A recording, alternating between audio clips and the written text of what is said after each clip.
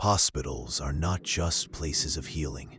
They are where the shadows of the past meet the present, where the whispers of the dead sometimes echo through the silence of empty hallways. Tonight, you'll hear 7 stories that will make you question, are hospitals truly meant only for the living? From a nurse who encountered a ghostly child, to a chaplain who faced something beyond death itself. These tales will leave you wondering what really lingers in the dark corners of these sacred spaces. What you're about to hear will shock even those who think they've seen it all. But let's start from the beginning.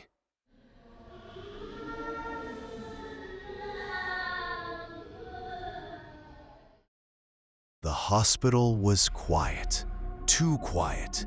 The kind of silence that presses against your eardrums and makes you hyper-aware of every creak, every distant hum of machinery.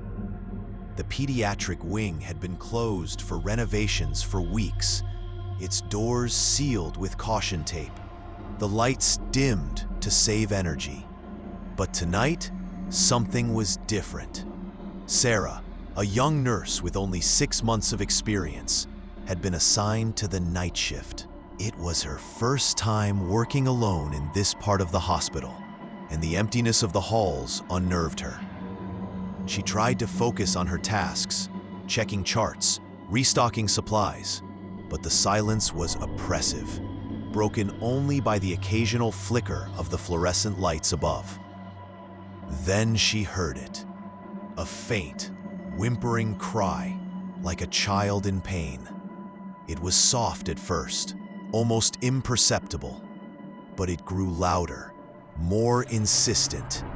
Sarah froze, her heart pounding. The sound was coming from the closed-off pediatric wing. She told herself it was nothing, maybe a malfunctioning machine or the wind whistling through an open window. But the cry came again, clearer this time, and it was unmistakably human. Her training kicked in. She grabbed her flashlight and walked toward the source, her footsteps echoing in the empty corridor.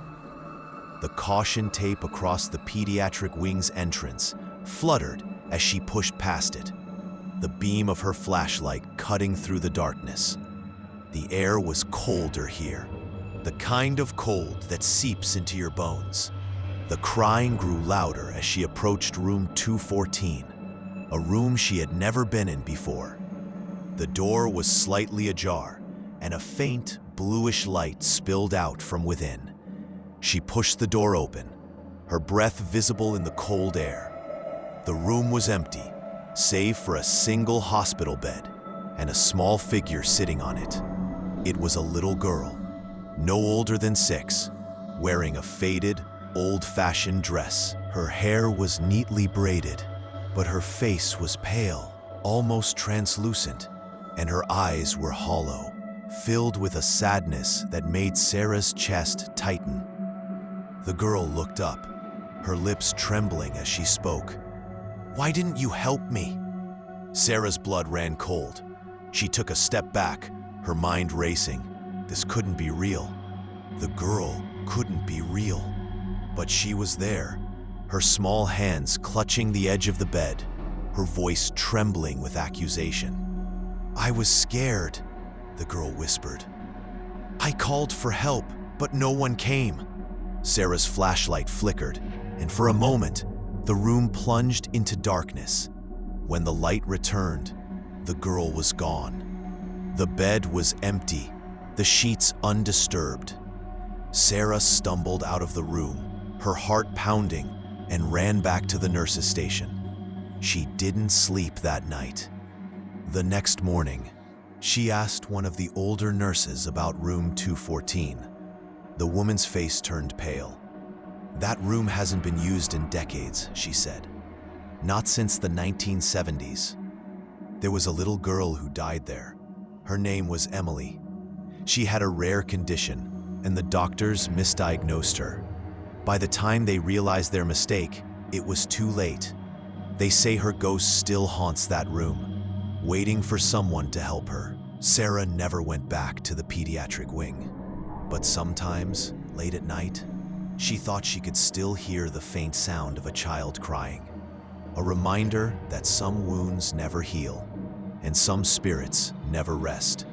And as she sat at the nurse's station, staring at the darkened hallway, she couldn't shake the feeling that Emily was still there, watching, waiting, her hollow eyes filled with a sadness that would never fade.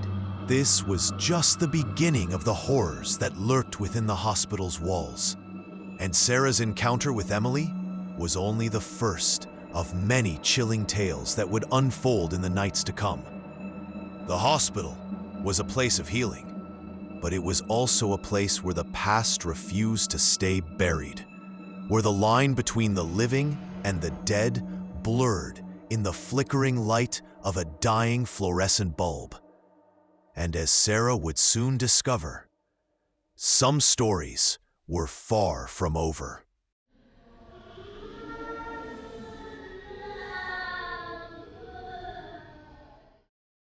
The ICU was a place of constant tension, where the thin line between life and death was tested every single day.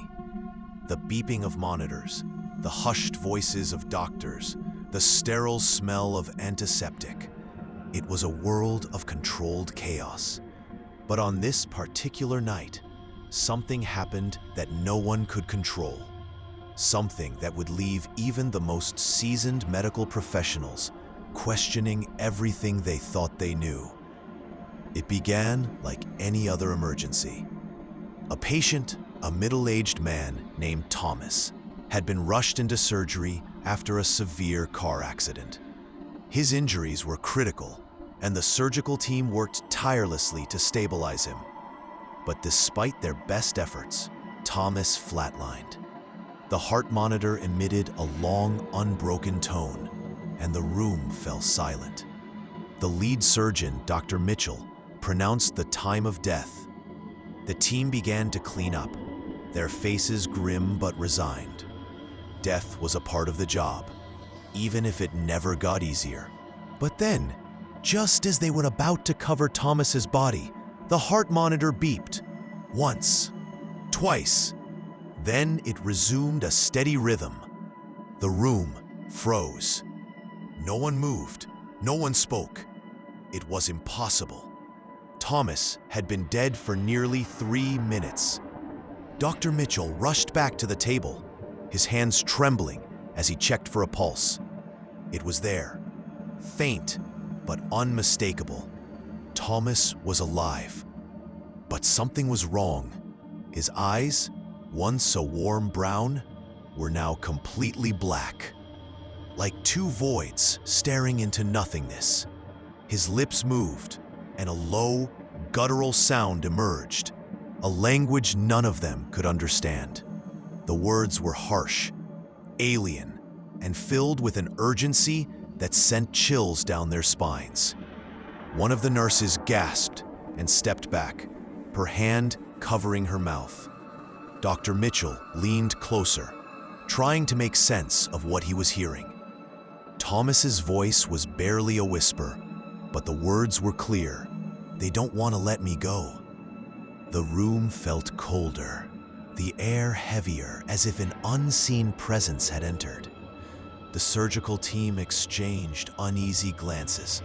No one knew what to do. Thomas's vitals were stable, but his condition was anything but normal. His black eyes darted around the room, unseeing yet somehow aware. He continued to whisper in that strange language, his voice growing more frantic. The monitors began to flicker, their screens glitching as if something was interfering with their signals. Dr. Mitchell ordered the team to prepare for another round of surgery, but deep down he knew this was beyond their understanding. They worked in silence, their movements mechanical, their minds racing with questions they couldn't answer. What had happened to Thomas in those 3 minutes? Where had he gone? And who or what was keeping him from moving on. An hour passed, and Thomas's condition remained unchanged. His whispers grew softer, his breathing more labored. Then, without warning, the heart monitor flatlined again. This time, there was no coming back. Thomas was gone. The room was silent, the weight of what had just happened pressing down on everyone. Dr. Mitchell removed his gloves and stepped away from the table, his face pale. He had seen many things in his career, but nothing like this. The nurses began to clean up, their hands shaking as they worked. One of them, a young woman named Lisa, couldn't shake the feeling that they had witnessed something far beyond their comprehension. She approached Dr. Mitchell, her voice barely above a whisper. "What do you think he meant? Who didn't want to let him go?" Dr. Mitchell shook his head, his eyes distant.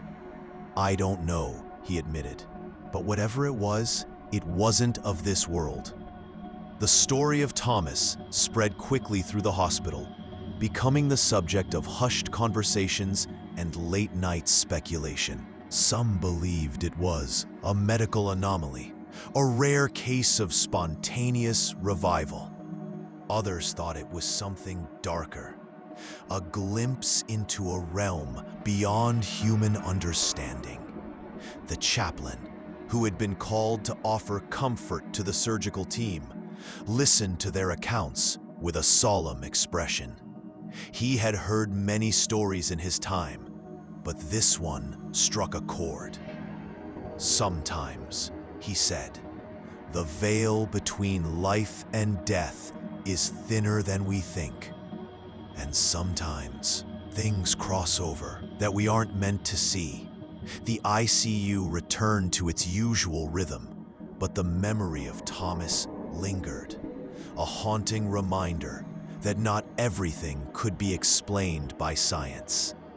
The monitors continued to beep, the doctors continued to save lives, but every now and then, someone would glance at the empty bed where Thomas had lain and wonder, who were they, and where had Thomas gone in those 3 minutes? The questions remained unanswered, a mystery that would haunt the hospital for years to come. And as the chaplain walked the quiet halls that night, he couldn't shake the feeling that Thomas's story was far from over. Somewhere in the shadows of the ICU, something waited, watching, its presence felt but unseen. The hospital was a place of healing, but it was also a place where the boundaries of reality blurred, where the living and the dead sometimes crossed paths. And as the chaplain turned off the lights and left the ICU, he knew that Thomas's story was just one of many that would challenge their understanding of life, death, and what lies beyond. The night was still young, and the hospital held many more secrets, each one more chilling than the last.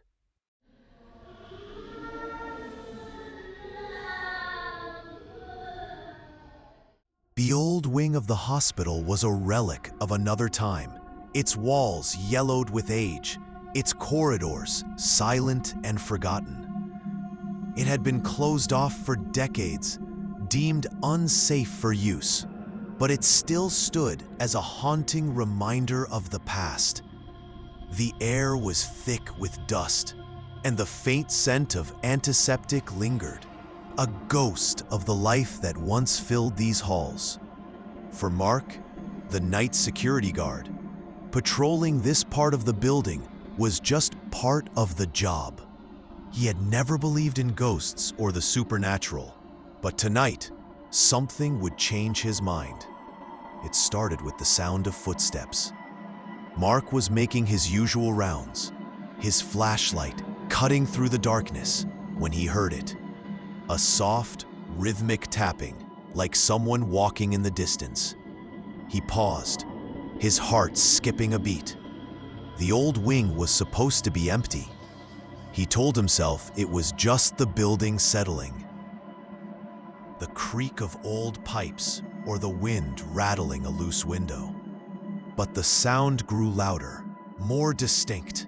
It was footsteps, no doubt about it. They were coming from the second floor. Mark hesitated, his grip tightening on the flashlight. He had a choice: ignore it and continue his rounds, or investigate and risk finding something he wasn't prepared for. Curiosity, or perhaps duty, got the better of him. He climbed the stairs, each step echoing in the silence. The second floor was darker than the rest, the windows boarded up, the only light coming from his flashlight. The footsteps had stopped, but the air felt heavier, as if the building itself was holding its breath. Mark moved cautiously, his senses on high alert. He reached a long corridor lined with old patient rooms, their doors slightly ajar.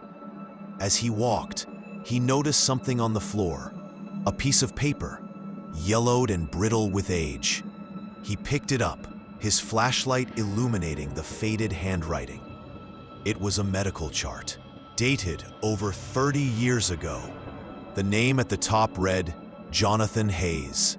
Mark frowned. He had never heard of a patient by that name, but something about the chart felt off.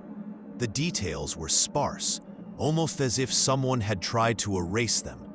He flipped it over, but the back was blank. As he stood there, a cold breeze swept through the corridor, extinguishing his flashlight. He cursed under his breath, shaking it to get it working again. When the light flickered back on, he froze. At the end of the hallway, a shadow moved.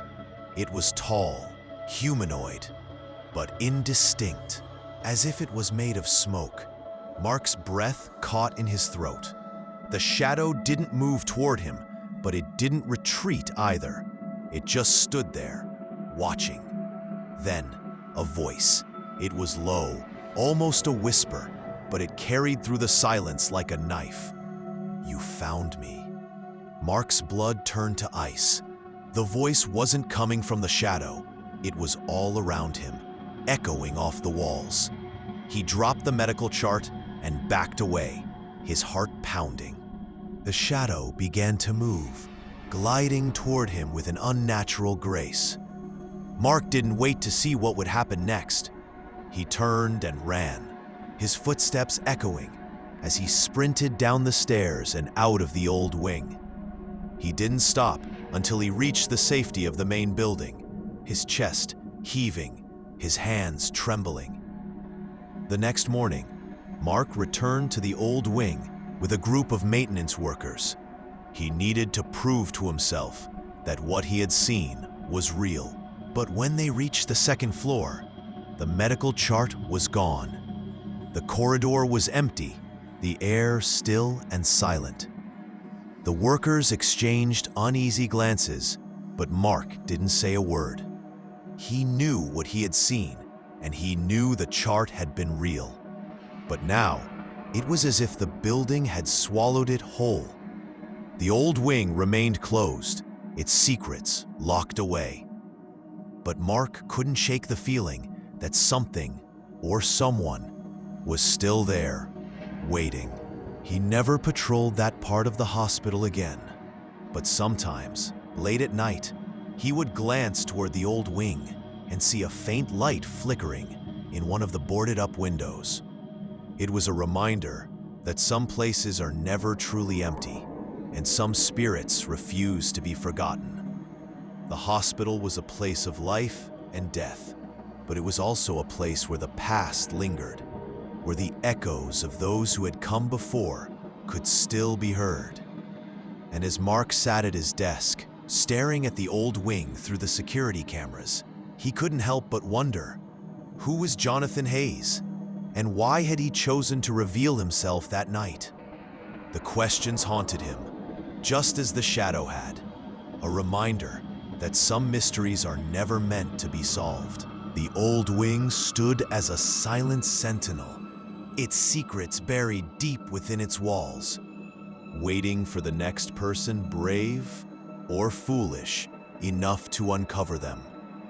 And as the camera feed flickered, Mark couldn't shake the feeling that Jonathan Hayes was still watching, his presence a ghostly reminder that the past is never truly gone. The hospital held many stories, but this one was far from over. The old wing was just the beginning, and the shadows within it were waiting for their next chance to step into the light.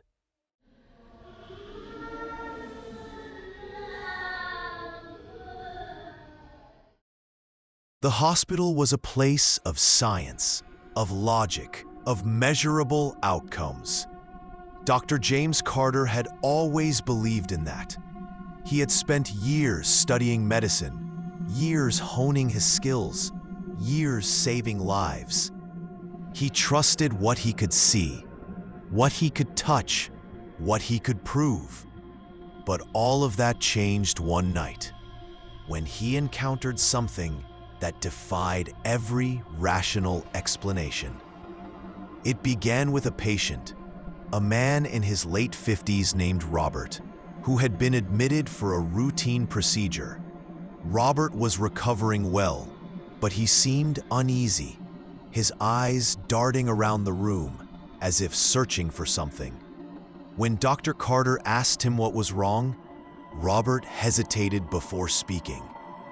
"Every night," he said, his voice trembling, "I see a woman in a white coat. She stands at the foot of my bed, just watching me. She doesn't say anything, but I can feel her presence.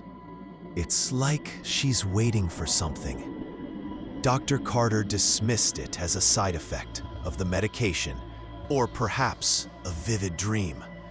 He reassured Robert that he was safe, that the hospital was a place of healing, not hauntings. But Robert's unease only grew. Night after night, he reported seeing the woman, her face pale, her eyes hollow, her white coat pristine. The nurses began to whisper, their voices low and nervous. They avoided Robert's room after dark, claiming it felt off. Dr.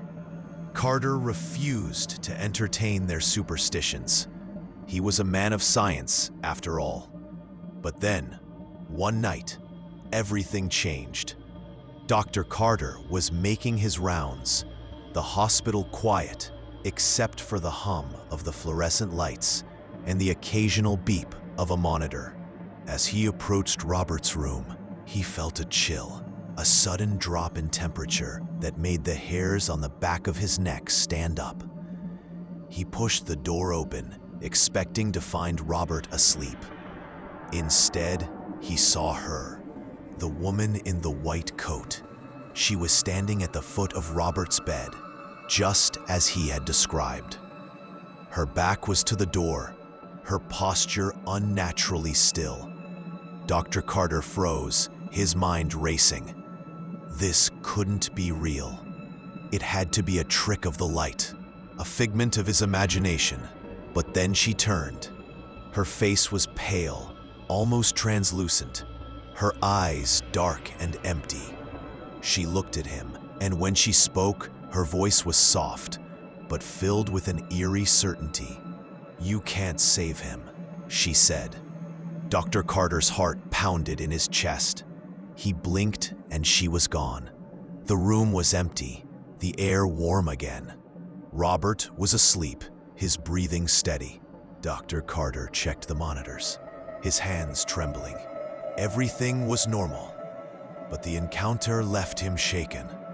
He spent the rest of the night in his office, trying to rationalize what he had seen. It had to be stress, exhaustion, anything but what it seemed. But deep down, he knew. The woman had been real. The next morning, Robert's condition took a sudden turn for the worse. His vitals plummeted, and despite Dr. Carter's best efforts, he couldn't be saved. Robert died just before noon, his face peaceful, as if he had accepted his fate. The nurses avoided eye contact with Dr. Carter, their silence speaking volumes. He knew what they were thinking. The woman in the white coat had been right. She had known. Dr. Carter never worked another night shift after that. He couldn't bring himself to walk those halls after dark, not after what he had seen. He tried to forget, to bury the memory under a mountain of work and logic. But sometimes, late at night, he would wake up in a cold sweat. The image of the woman's pale face burned into his mind. He began to research, searching for any record of a woman matching her description. He found nothing. No records, no photographs, no mention of her in the hospital's history. It was as if she had never existed. But Dr. Carter knew better. He had seen her. He had heard her voice. And he knew deep down that she was still out there, watching, waiting. The hospital was a place of science, but it was also a place of mystery, where the line between life and death blurred in the flickering light of a dying fluorescent bulb. And as Dr. Carter sat in his office, staring at the empty chair across from him, he couldn't shake the feeling that the woman in the white coat was still there, her presence a ghostly reminder that not everything could be explained. Who was she? And why had she chosen to reveal herself to him? The questions haunted him, just as she had. A reminder that some mysteries are never meant to be solved. The hospital held many stories, but this one was far from over.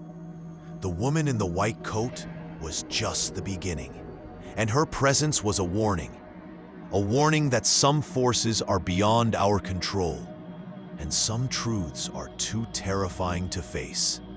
As Dr. Carter turned off the lights and left the hospital that night, he couldn't shake the feeling that she was still watching, her hollow eyes fixed on him, her voice echoing in the silence.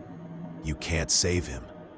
The words lingered, a chilling reminder that the hospital was not just a place of healing, but a place where the past and the present collided, where the living and the dead sometimes crossed paths. And as Dr. Carter stepped into the cold night air, he knew that the woman in the white coat was still out there, waiting for her next chance to step into the light. The hospital held many secrets, but this one was far from over.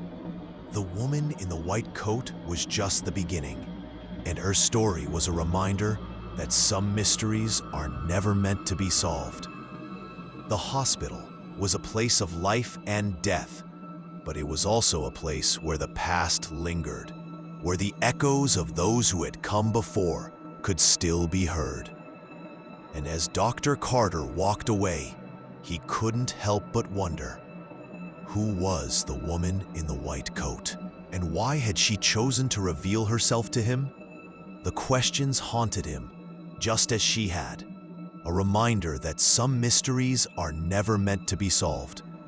The hospital held many stories, but this one was far from over. The woman in the white coat was just the beginning, and her presence was a warning that some forces are beyond our control, and some truths are too terrifying to face.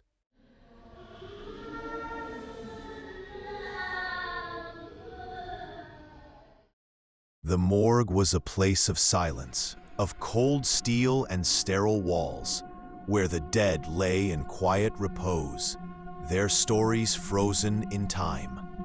For Dr. Evelyn Hart, the pathologist, it was a sanctuary of sorts, a place where she could work undisturbed, her focus sharp, her hands steady. She had seen countless bodies, performed countless autopsies, and nothing had ever shaken her. But that was before the night she encountered something that defied every law of science, every rule of logic. It began like any other evening. The morgue was quiet, the only sound the hum of the refrigeration units and the occasional clink of instruments. Dr. Hart was preparing for a routine autopsy, the body of a middle-aged man who had died of a suspected heart attack. She had reviewed his file. John Miller, 52, no known family, no unusual medical history, just another case, or so she thought.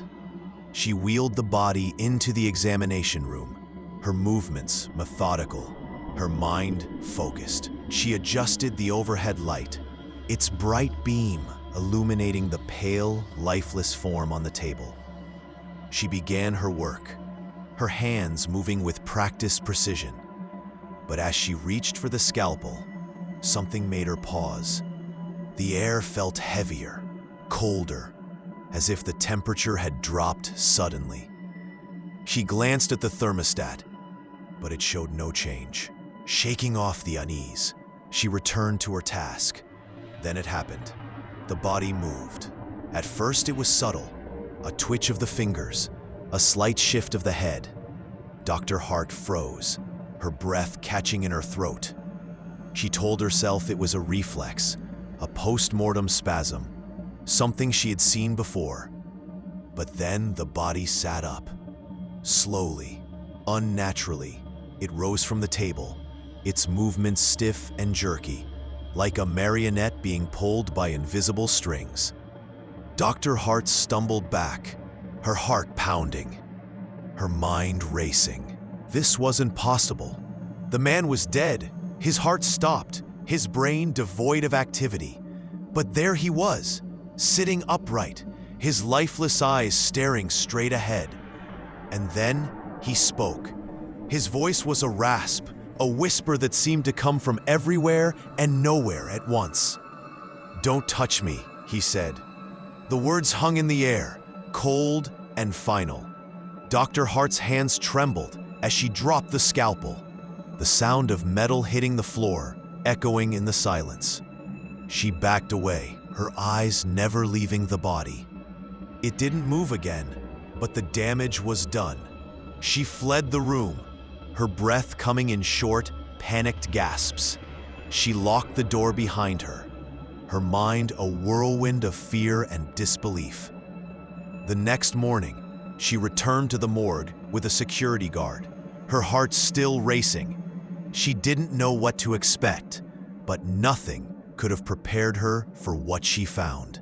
The body was lying on the table exactly as she had left it, the scalpel still on the floor. But the position was wrong.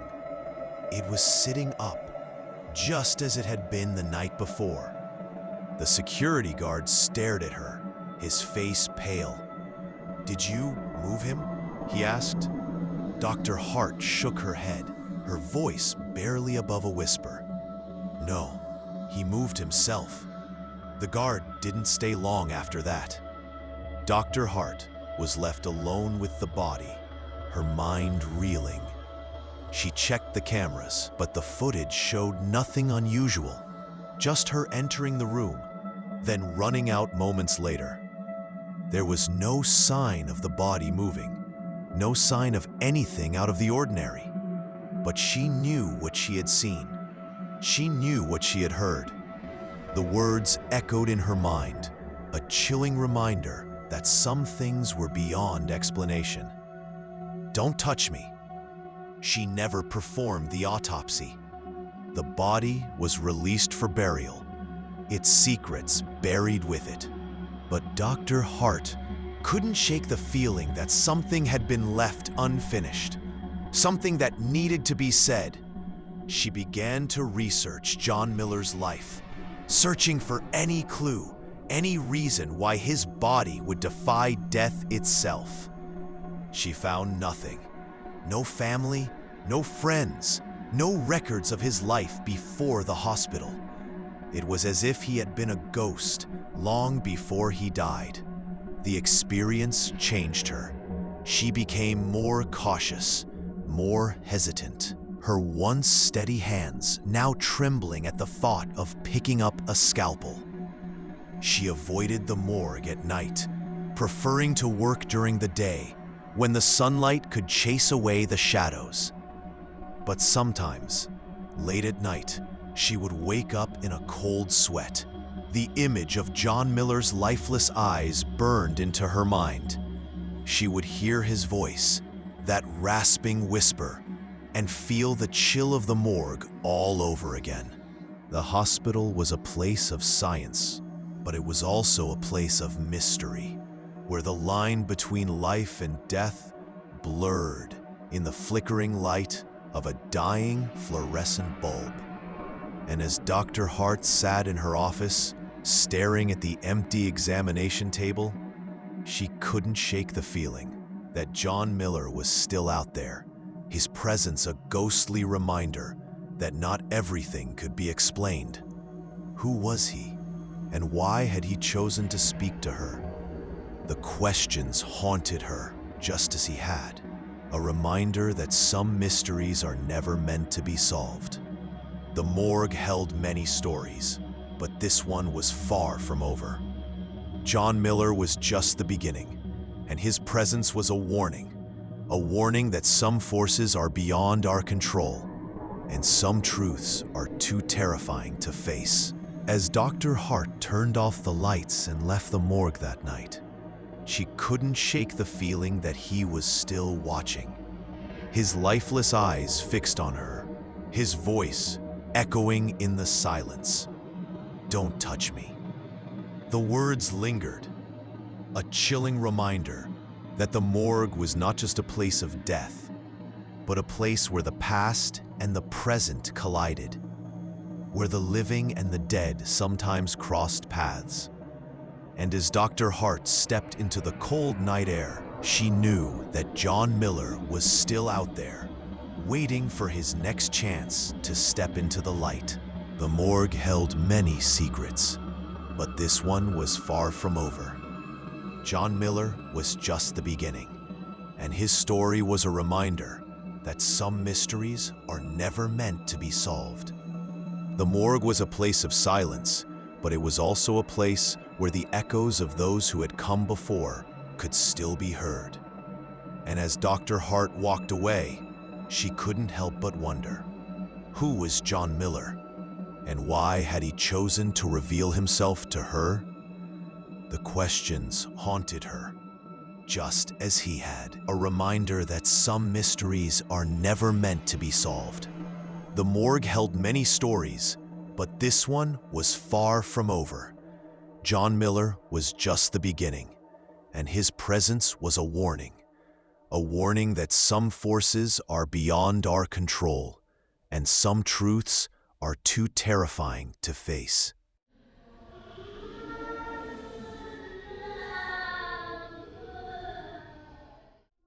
The hospital room was quiet, the kind of quiet that feels heavy, like the air itself is holding its breath. The patient, an elderly man named Harold, lay in his bed, his face pale, his breathing shallow. He had been admitted for pneumonia, but his condition had worsened rapidly, and now he was barely conscious. The nurse, Claire, had been assigned to his care, and though she had seen many patients in her years at the hospital, there was something about Harold that unsettled her. It wasn't just his condition, it was the way he would sometimes stare at the corner of the room, his eyes wide with fear, as if he was seeing something she couldn't. One night, as Claire was making her rounds, she heard Harold whispering. She approached his bed, thinking he might be in pain, but when she got closer, she realized he wasn't talking to her.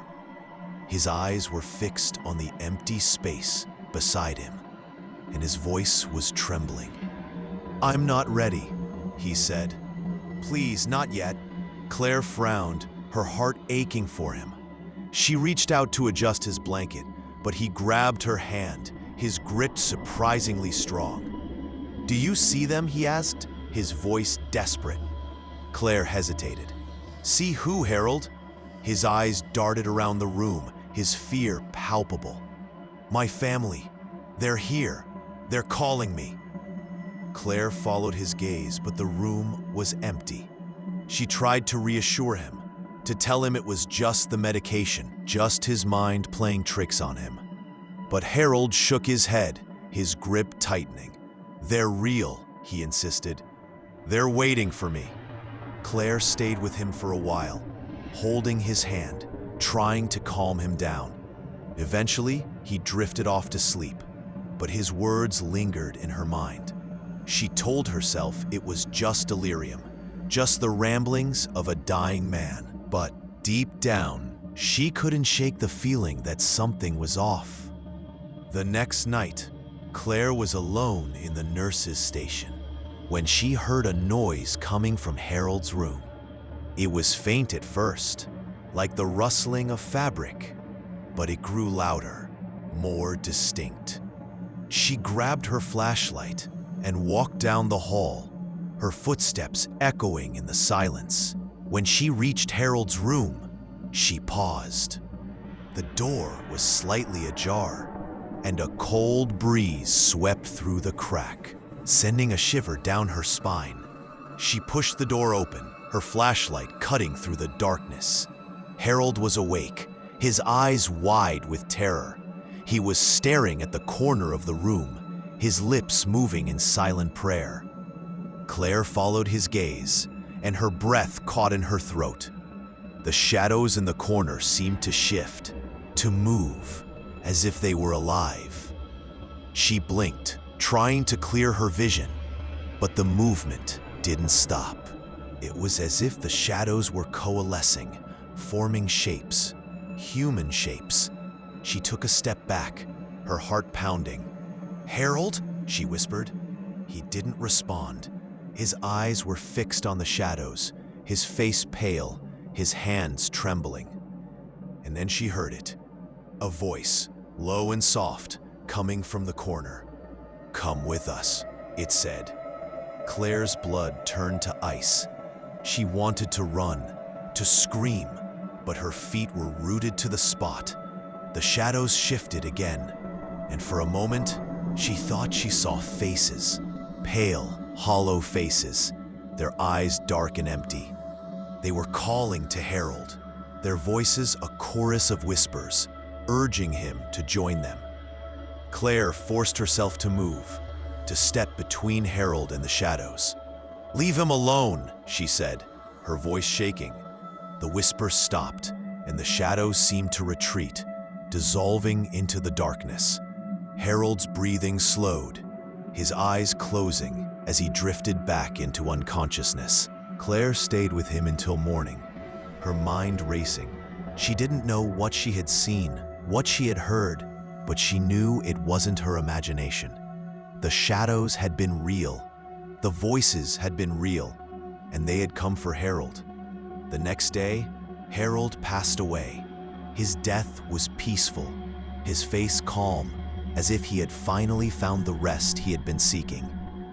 But Claire couldn't shake the memory of the shadows, of the voices. She told herself it was just stress, just exhaustion. But deep down, she knew the truth. Death had come for Harold, and it hadn't come alone. She never worked another night shift after that. The memory of Harold's room, of the shadows and the whispers, haunted her. She tried to rationalize it, to tell herself it was just a trick of the light. But she knew better. The hospital was a place of life and death, but it was also a place where the line between the two blurred, where the living and the dead sometimes crossed paths. And as Claire sat in her apartment, staring at the wall, she couldn't help but wonder, who were the shadows, and why had they come for Harold?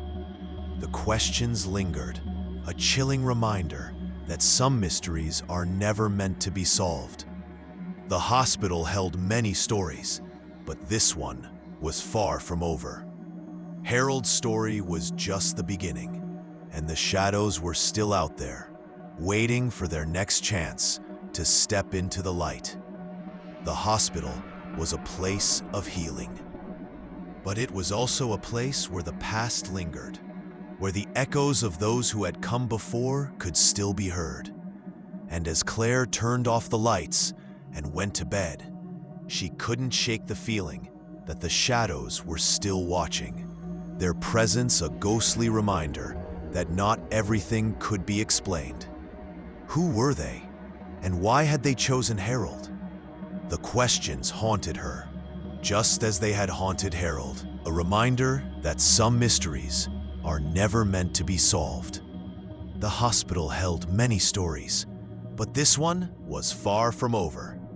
The shadows were just the beginning, and their presence was a warning that some forces are beyond our control, and some truths are too terrifying to face. As Claire closed her eyes, she couldn't help but wonder, what other secrets did the hospital hold? And who would be next to hear the whispers in the dark? The questions lingered, a chilling reminder that the hospital was not just a place of life and death, but a place where the past and the present collided, where the living and the dead sometimes crossed paths.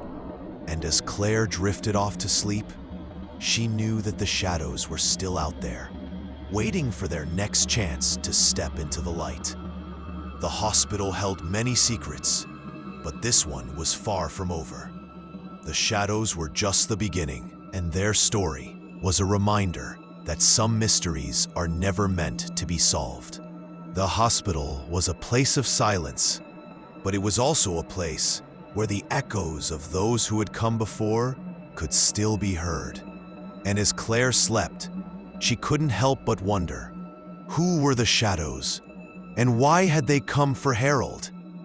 The questions haunted her, just as they had haunted Harold, a reminder that some mysteries are never meant to be solved.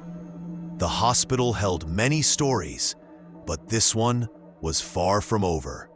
The shadows were just the beginning, and their presence was a warning that some forces are beyond our control, and some truths are too terrifying to face.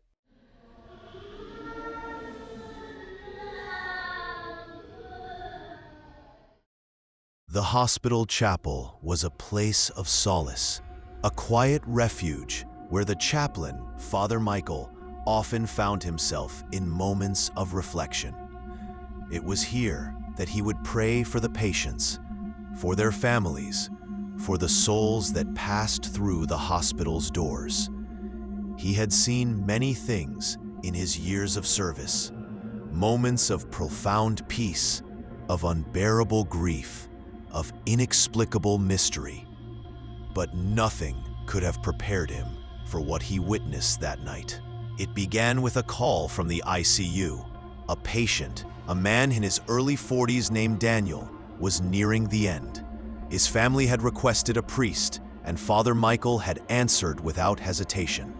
He made his way to the ICU, his footsteps echoing in the empty halls, his mind focused on the task at hand. When he entered Daniel's room, the atmosphere was heavy with sorrow. The family stood by the bed, their faces etched with pain, their hands clasped in silent prayer. Daniel lay still, his breathing shallow, his face pale. Father Michael approached the bed, his presence calm and reassuring. He began to pray, his voice soft but steady, the words flowing with a practiced ease. He prayed for peace, for comfort, for the soul that was about to embark on its final journey. But as he spoke, something changed. The room grew colder, the air thickening with an unnatural chill. Father Michael paused, his breath visible in the sudden cold. He glanced at the family, but they seemed unaware, their eyes fixed on Daniel. He continued to pray, but the words felt heavier, as if they were being pulled down by an unseen force. Then Daniel's eyes opened. Father Michael froze, his heart skipping a beat. Daniel's eyes were no longer the soft brown they had been moments before. They were completely black, like two voids staring into nothingness. His lips moved, and a voice emerged, low and guttural, filled with a darkness that made Father Michael's blood run cold. "They're here," Daniel said. The words hung in the air, a chilling declaration that sent a shiver down Father Michael's spine. He looked around the room, but there was nothing. No shadows, no figures, just the cold, oppressive air. And then the lights went out. The room plunged into darkness, the only sound the rapid beeping of the heart monitor. Father Michael's breath quickened, his mind racing. He reached for his crucifix, his fingers trembling as he clutched it tightly. He began to pray again, his voice louder now, more urgent. The words seemed to echo in the darkness, a beacon of light in the suffocating black.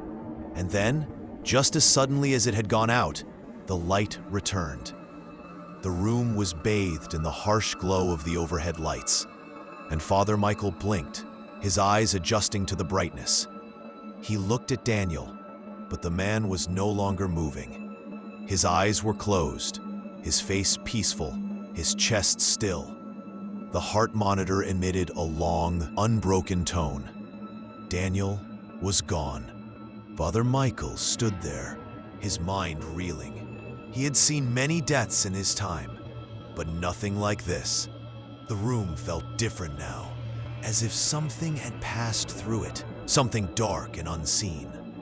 He could still feel the chill in the air, the lingering presence of whatever had been there. And then he smelled it, a faint, acrid odor, like sulfur. It was subtle, almost imperceptible, but it was there, a reminder of what had just happened. The family began to weep, their grief breaking the silence. Father Michael offered them comfort, his words gentle and reassuring. But his mind was elsewhere. He couldn't shake the feeling that something had been in the room with them, something that had come for Daniel. He stayed with the family for a while, offering prayers and support, but his thoughts kept returning to those black eyes, that chilling voice. They're here. Who were they? And what had they wanted with Daniel? The questions haunted him, just as the memory of that cold, dark room did. He tried to rationalize it, to tell himself it was just a trick of the light, just the stress of the moment. But deep down, he knew better. He had felt the presence, smelled the sulfur, heard the voice. Something had been there, something beyond his understanding. That night, Father Michael returned to the chapel, his mind heavy with the weight of what he had witnessed. He knelt before the altar, his hands clasped in prayer, but the words wouldn't come. He sat in silence, the memory of Daniel's black eyes burning in his mind. He thought about the other stories he had heard, the whispers of shadows and voices, of spirits that lingered in the hospital's halls. He had always dismissed them as superstition, as the fears of those who couldn't face the reality of death. But now, he wasn't so sure. The hospital was a place of life and death, but it was also a place where the line between the two blurred, where the living and the dead sometimes crossed paths. And as Father Michael sat in the chapel, staring at the flickering candlelight, he couldn't help but wonder what lay beyond that line. What waited for those who passed from this world to the next? The questions lingered, a chilling reminder that some mysteries are never meant to be solved. The hospital held many stories, but this one was far from over. Daniel's story was just the beginning, and the presence that had come for him was still out there, waiting for its next chance to step into the light. The hospital was a place of healing, but it was also a place where the past lingered, where the echoes of those who had come before could still be heard. And as Father Michael turned off the lights and left the chapel, he couldn't shake the feeling that the presence was still watching, its dark eyes fixed on him, its voice echoing in the silence. "They're here."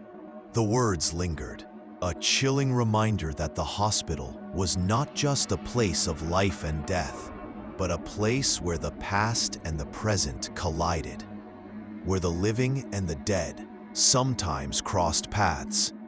And as Father Michael stepped into the cold night air, he knew that the presence was still out there, waiting for its next chance to step into the light. The hospital held many secrets, but this one was far from over. The presence was just the beginning, and its story was a reminder that some mysteries are never meant to be solved. The hospital was a place of silence, but it was also a place where the echoes of those who had come before could still be heard. And as Father Michael walked away, he couldn't help but wonder, who were they? And why had they come for Daniel? The questions haunted him, just as they had haunted Daniel. A reminder that some mysteries are never meant to be solved. The hospital held many stories, but this one was far from over. The presence was just the beginning, and its story was a warning. A warning that some forces are beyond our control, and some truths are too terrifying to face. As Father Michael closed his eyes, he couldn't help but wonder, what other secrets did the hospital hold? And who would be next to hear the whispers in the dark? The questions lingered, a chilling reminder that the hospital was not just a place of life and death, but a place where the past and the present collided, where the living and the dead sometimes crossed paths. And as Father Michael drifted off to sleep, he knew that the presence was still out there, waiting for its next chance to step into the light. The hospital held many secrets, but this one was far from over. The presence was just the beginning, and its story was a reminder that some mysteries are never meant to be solved. The hospital was a place of silence, but it was also a place where the echoes of those who had come before could still be heard. And as Father Michael slept, he couldn't help but wonder, who were they, and why had they come for Daniel? The questions haunted him, just as they had haunted Daniel, a reminder that some mysteries are never meant to be solved. The hospital held many stories, but this one was far from over. The presence was just the beginning, and its story was a warning that some forces are beyond our control, and some truths are too terrifying to face. These 7 stories are just the beginning. Hospitals hold countless secrets, and the line between life and death is thinner than we dare to imagine. If these tales send chills down your spine, make sure to hit that like button and share this video with someone who loves a good mystery. Don't forget to subscribe for more eerie stories that will keep you questioning what's real. And tell us in the comments, which story haunted you the most? Until next time, stay curious and maybe sleep with the lights on.